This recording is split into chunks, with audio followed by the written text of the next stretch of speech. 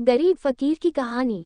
एक गांव में खेती करके काम करने वाला गरीब आदमी था। रोज जंगल में जाता था और जंगल से लकड़ियां तोड़ के लाता था। खेती करके काम करके अपना गुजरा करता था। फिर उसकी शादी तय हो गई एक अच्छे घर वाले लड़की से, जो कि अच्छे खानदान होते हैं। लेकिन इस गरीब ने उनसे कुछ भी नहीं लिया और मैं खुद मेहनत करके अपना गुजारा कर सकता हूँ कहकर लड़की के घरवाला के पास कुछ भी नहीं लेने मान की और कुछ लिया भी नहीं, और उनकी शादी हो गई। दोनों पति और पत्नी बहुत खुश थे। रोज पति जंगल जाया करता, लकड़ियां तोड़कर उसे बेचकर कुछ पैसे कमाया करता था। वो बहुत खुश थी दोनों अपने जिंदगी में। फिर एक दिन अचानक जंगल में लकड़ियां तोड़ के जल्दी घर वापस आ गया और अपने पत्नी से कहने लगा कि आज अच्छा पकवान बनवा, दोनों मिलकर साथ में खा लेंगे।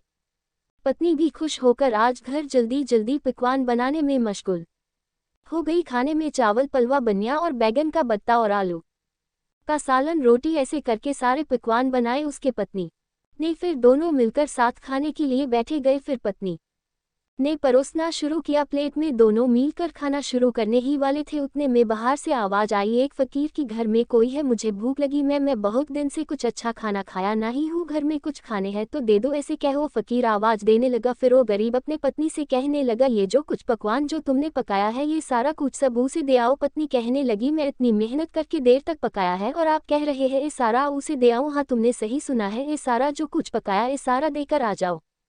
फिर पत्नी उठकर थोड़ा थोड़ा करके बर्तन में डालकर देने उसे बाहर गई। उसे देखते ही वो जोर से चीख मारी और बेहोश हो गई। ऐसे सुनते ही उसका पति बाहर आया और उस फकीर से पूछने लगा, क्या किया मेरे पत्नी को जो तुम्हें खाने का बर्तन देने आई, फिर बेहोश कैसे हुई? उस फकीर ने कुछ नहीं कहा। फिर उसके पति ने उस फकीर से कहा, तुमसे सारा खाना लेकर जाओ, तुम खा लो, मैं देखता हूँ। फिर वो फकीर सारा खाना लेकर चला गया। फिर वो गरीब आदमी अपनी पत्नी को जगाने की कोशिश किया।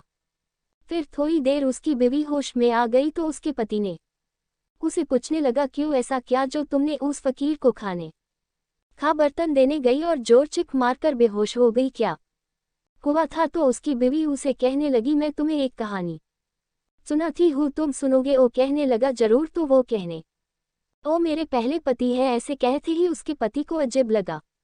उसके बाद पर तो वो कहने लगी, ओ उस गाँव बादशाह था, उसके पास नौकर चाकर बहुत थे, उसकी बागायत थे, रोजाना अलग अलग पकवान बनाए जाते थे। फिर एक दिन ऐसा वक्त आया, हम दोपहर के वक्त खाने के लिए बैठने वाले थे, इतने में घर बाहर से आवाज आई, कुछ खाने हैं तो दे दो, ऐसे जोर जोर से आवाज करने लगा वो फकीर। फिर इस बादशाह को गुस्सा आया और उस फकीर धक्के मार के बाहर निकाला। फिर वो फकीर रोते हुए उस घर निकल गया।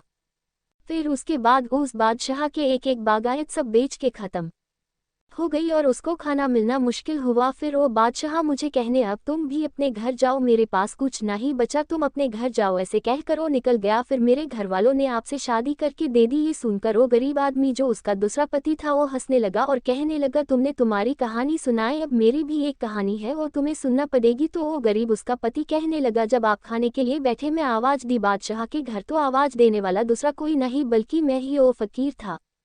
ये सुन के वो हैरान हो गई। इसलिए याद रखना, कोई फकीर अपने घर पर आए तो उसे खाली हाथ नहीं भेजना, ये याद रखिए, वक्त कभी बदल सकता है।